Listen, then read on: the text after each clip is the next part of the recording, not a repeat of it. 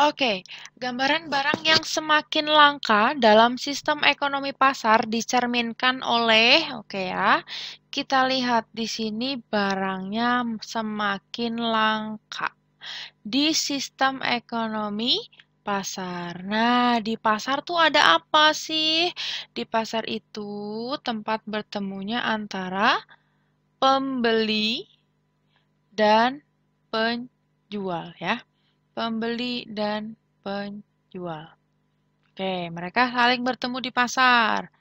Nah, kita gambarkan oleh kurva, horizontalnya Q, vertikalnya P. Kurvanya pembeli adalah demand atau permintaan, kata kuncinya min, slope-nya negatif, semakin turun. Dan kurva supply, dia slope-nya positif. Nah, di sini ada harga pasar ya, harga pasar yang pertama ini S1, ini D1. Oke, ini di sini Q1, terus vertikalnya P1. Oke ya. Oke. Nah, di sini barangnya semakin langka. Coba ya. Kalau barang semakin langka. Barang semakin langka berarti penawaran barang tersebut atau supply-nya itu akan berkurang ya. Kalau barangnya langka, supply-nya itu berkurang. Kalau supply-nya berkurang, maka kurva supply akan bergeser kemana? Penawarannya berkurang, ya berarti gesernya ke kiri gitu ya. Nah, gesernya ke kiri nih, dari S1 geser ke S2. Menyebabkan keseimbangan baru, keseimbangan kedua. Nah, di sininya Q2. Nah, ini P2. Harganya akan naik dan kuantitinya akan turun. Kuantiti di pasar akan turun dan harga di pasar akan naik. Gitu. Berarti jawabannya mana? P naik, Q-nya akan turun. Mana jawabannya? Harganya semakin meningkat. Oke, yang C. Nah, kualitas barangnya ya nggak berubah gitu ya. Sesuai kondisi di pasarnya gimana? Kita nggak ngomongin kualitas. Terus munculnya barang substitusi dan komplementer ya. Sebelum barang itu langka juga muncul. Udah ada ya kan? Gitu. Jawaban yang tepat adalah yang C.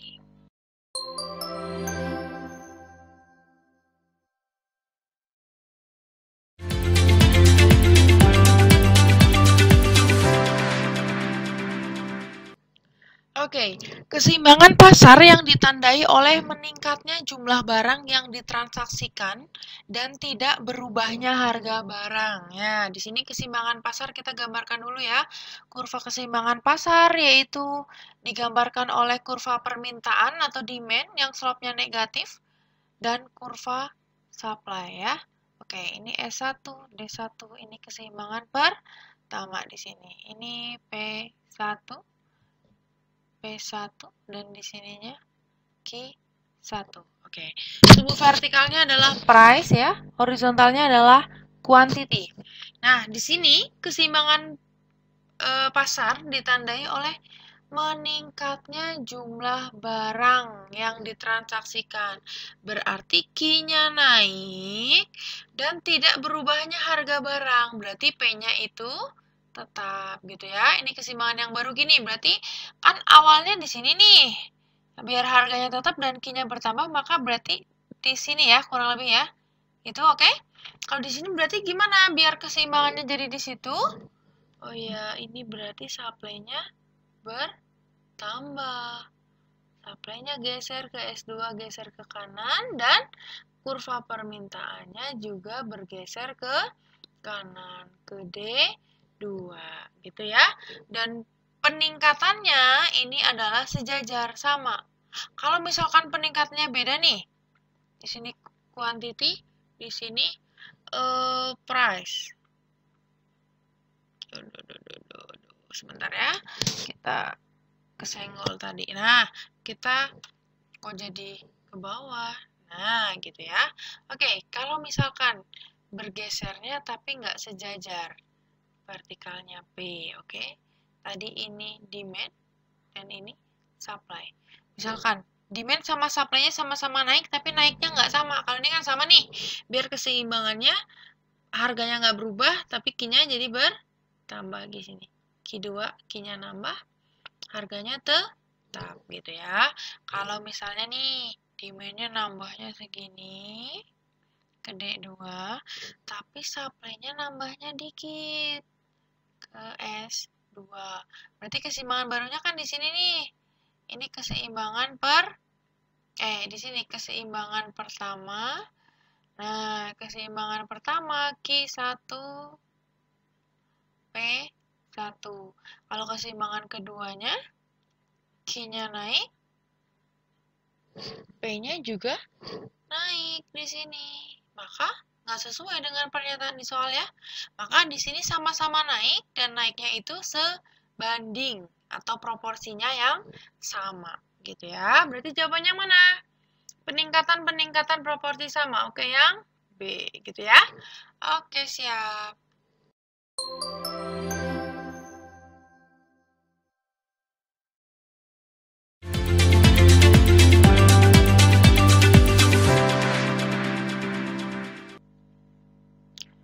Oke, pada saat pendapatan 2,4 juta per bulan, jumlah barang yang dibeli sebanyak 20 unit per bulan.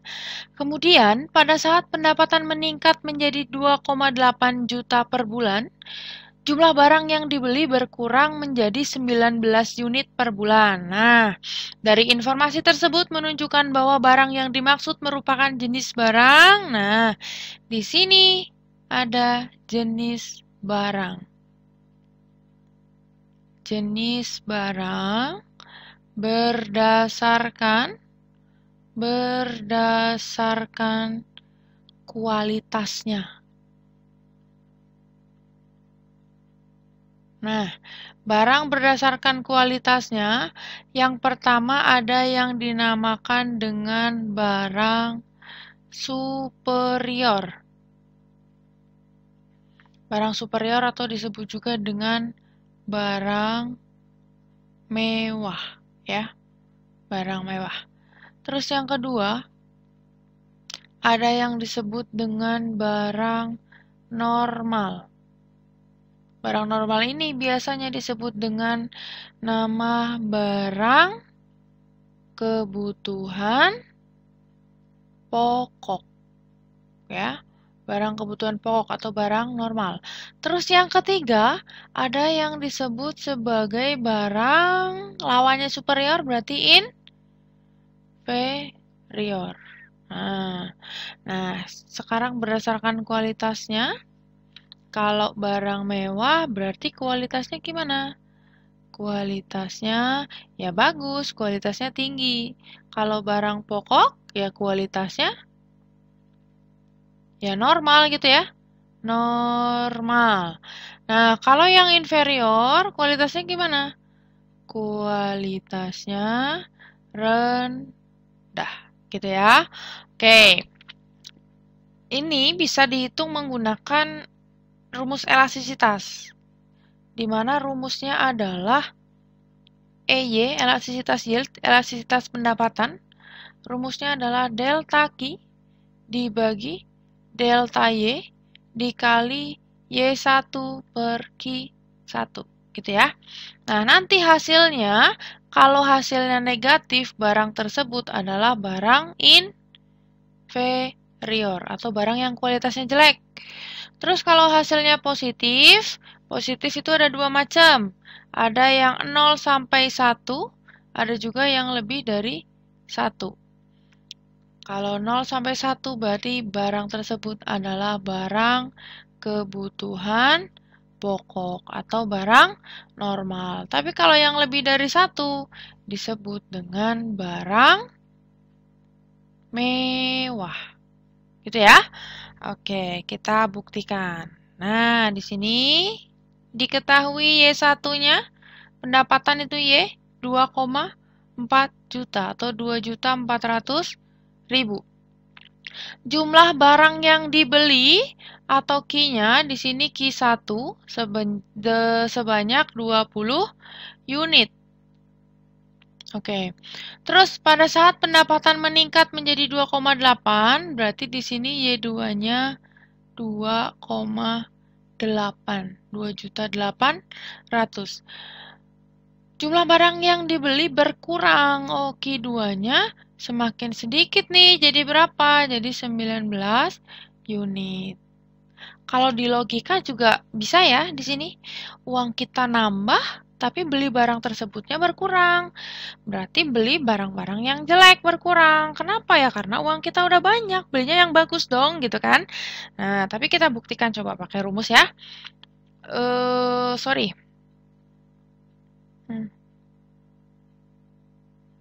Nah, kita buktikan pakai rumus. Di mana ini kurang ke atas ya? Nah, oke. Rumusnya apa tadi? EY sama dengan delta Q dibagi delta Y dikali Y1 per Q1. Nah, delta Q berarti Q2 dikurangi Q1 kan? 19 dikurangi 20 min 1. Delta Y 28 dikurangi 24 berarti 400.000. Oke, dikali Y1-nya 2.400.000 dibagi Q1-nya 20 sama dengan berapa? Nah, di sini ada min ya, pasti nanti hasilnya min kan? Gitu kan? Tanpa harus dihitung juga udah tahu jawabannya. Hasilnya min berarti apa? Barang inferior. Nah, sama kan tadi? Nah, oke, tapi kita coba hitung ya. Nah, di sini kita coret-coret ya. Ini coret 5, ini juga 5. 24, ini sama ini dicoret, dibagi 4 dapat 6. Nah, berarti di sini min 1 kali 6, 6 per 20 sama dengan min 0, titik-titik. Gitu ya. Nggak usah dihitung, udah tahu kalau negatif itu berarti barang inferior. Oke? Oke, sip.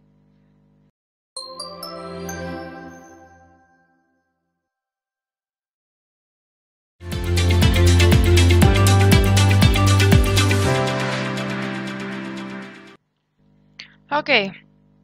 Sumbu vertikal dan horizontal kurva total utility. Nah, sumbu horizontalnya adalah Q. Q itu apa? Q adalah quantity. Quantity atau jumlah barang yang dikonsumsi. Dan sumbu vertikalnya adalah util. Util. Util atau kegunaan ya. Oke, berarti jawabannya yang mana? Vertikalnya util? Horizontalnya adalah Q atau jumlah barang yang dikonsumsi. Jawabannya yang D gitu ya. Oke, siap.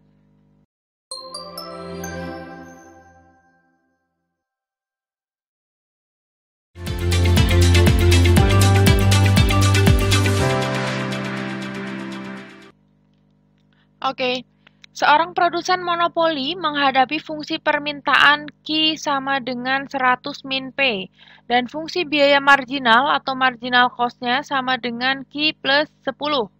Ya, di mana P-nya adalah harga output dan Q-nya jumlah output. Nah, berdasarkan hal tersebut, output total yang diperoleh atau pada saat diperoleh laba maksimum. Laba maksimum berarti labanya udah nggak bisa nambah ya.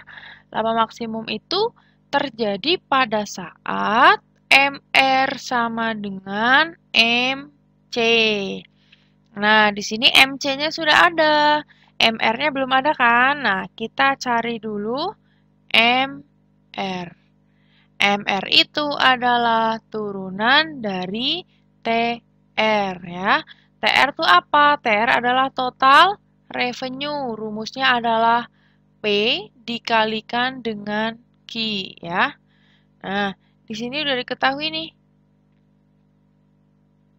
Q sama dengan 100 min P. Kita bikin P-nya yang di depan. Berarti P sama dengan 100 min Q, gitu kan? Oke, kita tulis lagi P-nya adalah 100 min Q dikalikan dengan fungsi Q. Berapa hasilnya? 100 dikali Q sama dengan 100 Q.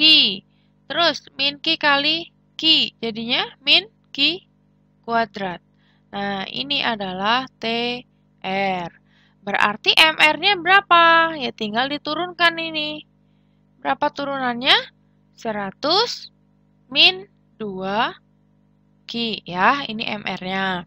Oke, kita masukkan ke sini. MR sama dengan MC. Ini syarat laba maksimum. MR-nya kita masukkan 100 min 2 Q sama dengan MC-nya ini. Q plus 10 ya. Kita satukan Q-nya, berarti Q plus 2 Q sama dengan 100 min 10 gitu ya. Jadi 3 Q sama dengan 90. Maka Q-nya adalah 3. Ya. 3 atau 30? 30 ya, sorry. 90 bagi 3. 30. Nah, jawabannya yang C. Begitu? Oke, siap.